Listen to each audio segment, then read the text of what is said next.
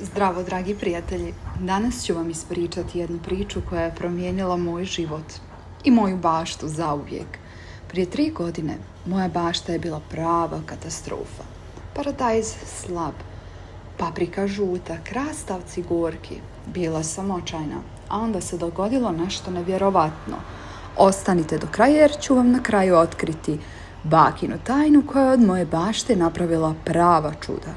Recept koji se prenosi kroz generacije i koji će potpuno promijeniti način kako gledate na uzgoj povrća. Bilo je to leto 2022.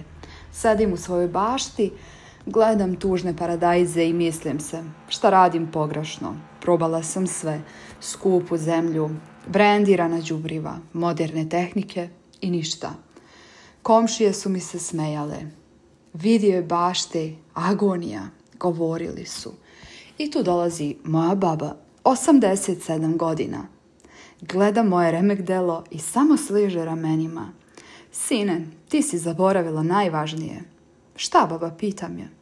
Zaboravila si da biljke jedu isto što i mi. Prirodnu hranu. I tu počinje prava priča. Baba me povede do svoje bašte.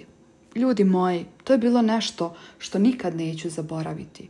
Paradajz visok koliko i ja, paprike velike kao šake, krastavci koji se guraju jedan preko drugog. Kako, baba? Pitam šokirano.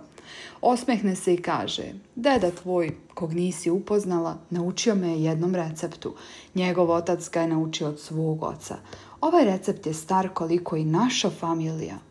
Povede me do male ostave tamo u starom mjestu gdje čuva tegle, a tu čuva i pepeo, običan drveni pepeo.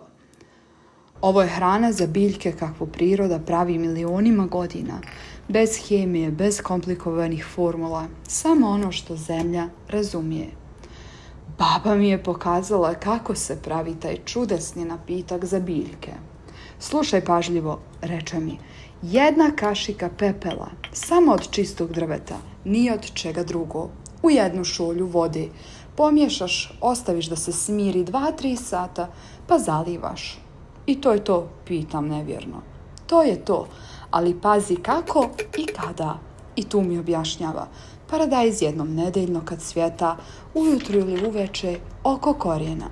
Paprika svakih 10 dana uveče kad se ohladi. Pola šolje je dosta. Krastavac jednom nedeljno, može i po listovima. Zašto baš ovako, baba? Sine, pepeo je kao multivitamin za biljke.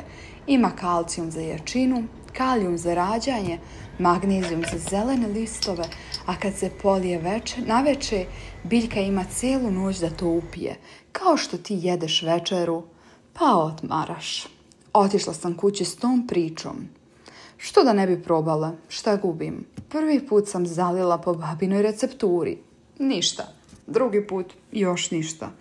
Ali 3. put, ljudi moji, kao da je neko uključio čudesnu lampu. Paradajz je počeo da se zeleni, paprike da blešte, a krastavci da se guraju. Za mjesec dana komšije prestaju da se smeju. Za 2 mjeseca mene pitaju za savjet. Kako? Šta si radila? Pita komšija Miloš. A ja ponosno kažem, babina tajna. Poslije sam istraživala zašto to funkcioniše. Ispostavilo se da baka nije griješila ni u čemu. Drveni pepeo je prirodna riznica. Kalcijum pravi jače ćelije, biljka otpornija na bolesti. Kalijum pomaže cvjetanju, više plodova. Magnezijum pomaže lišću da pravi hranu, zeleni listovi. Podiže pH kisele zemlje, biljke bolje jedu hranjive materije. Jedna baka, bez fakulteta, znala je ono što nauka dokazuje. Sine, rekla mi je baka, kada sam joj pričala o svom uspjehu, zapamti, najvažnije je kada prestaneš. Kako to, baba? 2 nedelje pre nego što bereš, prestani da zalivaš. Biljka mora da skoncentriše sve što je pojela u plod.